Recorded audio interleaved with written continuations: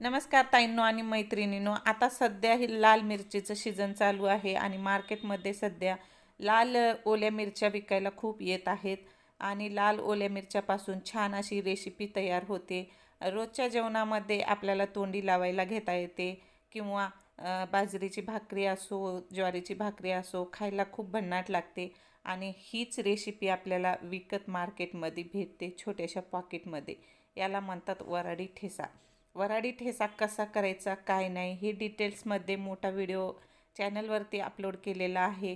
नक्की पहा आणि आपला चॅनलला सबस्क्राईब नक्की करा. जर रेसिपी आवडत असतील एकदम पारंपरिक पद्धतीच्या तर नक्की चॅनलला सबस्क्राईब करा आणि हा वऱ्हाडी ठेचा एकदा करून बघा, खूप छान लागतो आणि वर्षभर कसा टिकावा त्यासाठी पण किचन टिप्स शेअर केलेली आहे काळा पडू नये म्हणून. व्हिडिओ कसा वाटला नक्की कमेंट करून सांगा. नवीन असाल तर सबस्क्राईब